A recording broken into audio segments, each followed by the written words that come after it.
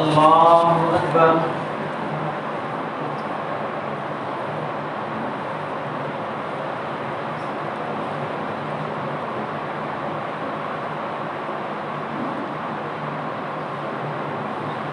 الحمد لله رب العالمين الرحمن الرحيم مالك يوم الدين إياك نعبد وإياك نستعين اهدنا الصراط المستقيم صراط الذين أنعمت عليهم غير المغضوب عليهم ولا الضالين.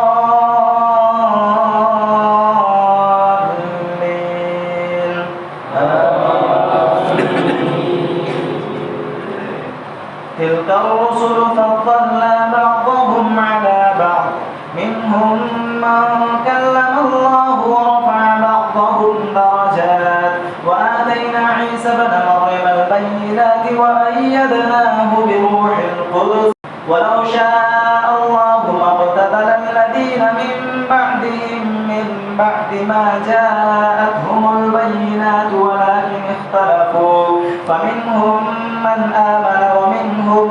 من كفر ولو شاء الله ما اقتتلوا ولكن الله يفعل ما يريد. يا أيها الذين آمنوا أنفقوا مما رزقناكم من قبل أن يأتي يوم لا بيع فيه ولا خلة ولا شفاعة والكافرون هم الظالمون. الله لا إله إلا هو الحي القيوم لا تأخذه سنة ولا نوم له ما في السماوات وما في الأرض من ذا الذي يشفع عنده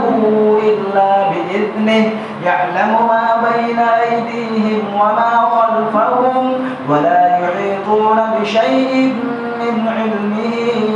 إلا بما شاء وسع كرسيه السماوات والأرض ولا يؤوده حفظهما وهو العلي العظيم. لا إكراه في الدين قد تبين الرشد من الغي فمن يكفر بالطاغوت ويؤمن بالله فقد استمسك بالعروة الوثقى لا انفصام لها والله سميع عليم. الله ولي الذين آمنوا يخرجهم من الظلمات إلى النور والذين كفروا أولياؤهم الطاغوت يخرجونهم من النور إلى الظلمات أولئك أصحاب النار هم فيها خالدون. ألم تر إلى الذي حاج إبراهيم في ربه أن آتاه الله الملك إذ قال إبراهيم ربي الذي يحيي ويميت قال أنا أحيي وأميت قال إبراهيم فإن الله يأتي بالشمس من المشرق فأت بها من المغرب فبهت الذي كفر والله لا يهدي القوم الظالمين. أو كالذي مر على قرية وهي خاوية على عروشها قال أنى يحيي هذه الله بعد موتها فأماته الله 100 عام ثم بعثه قال كم لبثت قال لبثت يوما أو بعض يوم قال بل لبثت 100 عام فانظر إلى طعامك وشرابك لم يتسنه وانظر إلى حمارك ولنجعلك آية للناس وانظر إلى العظام كيف ننشزها ثم نكسوها لحما فلما تبين له قال أعلم أن الله على كل شيء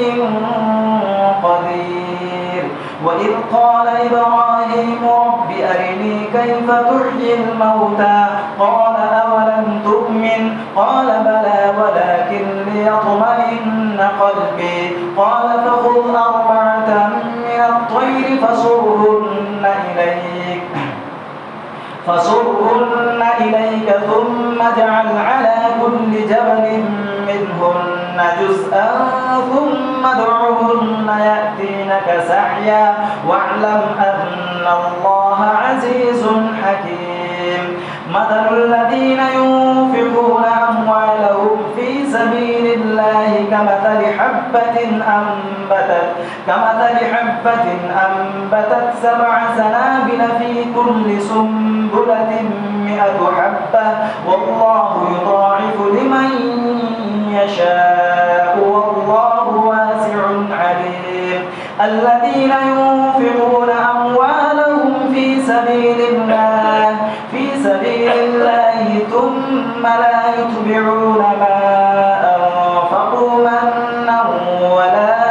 أذى لهم أجرهم عند ربهم ولا خوف عليهم ولا هم يحزنون قول معروف ومغفرة خير من صدقة يتبعها أذى والله غني حليم يا أيها الذين آمنوا لا تبطلوا صدقاتكم بالمن والأذى كالذي ينفق ماله رئاء الناس ولا يؤمن بالله واليوم الآخر فمثله كمثل صفوان عليه تراب فأصابه وابل فتركه صلدا لا يقدرون على شيء مما كسبوا والله لا يهدي القوم الكافرين ومثل الذين ينفقون أموالهم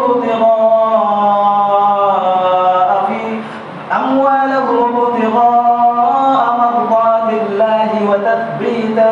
من أنفسهم كمثل جنة بربوة أصابها وابل فآتت أكلها ضعفين فإن لم يصبها وابل فطل والله بما تعملون بصير أيود أحدكم أن تكون له جنة من نخيل وأعناب تجري من تحتها الأنهار له فيها من كل الثمرات وأصابه الكبر وله ذرية ضعفاء فأصابها إعصار فيه نار فاحترقت كذلك يبين الله لكم الآيات لعلكم تتفكرون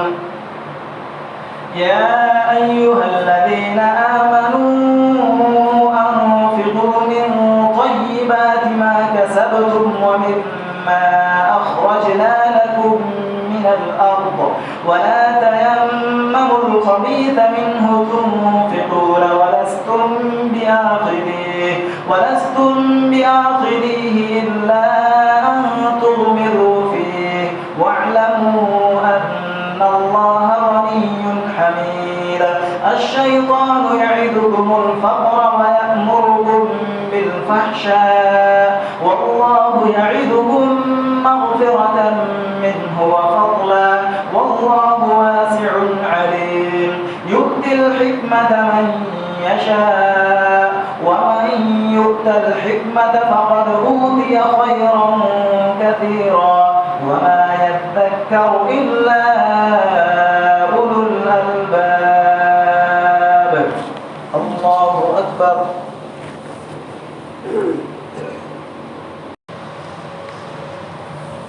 الله أكبر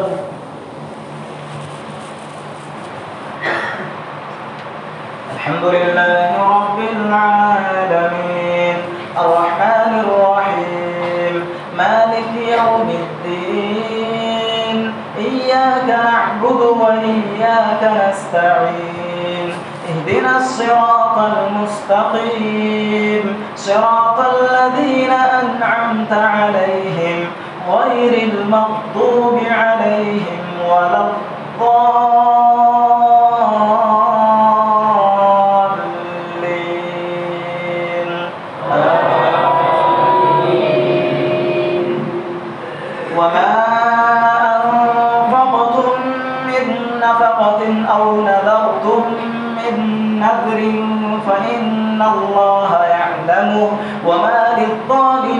من أنصار إن تبدوا الصدقات فنعما هي وإن تخفوها وتؤتوها الفقراء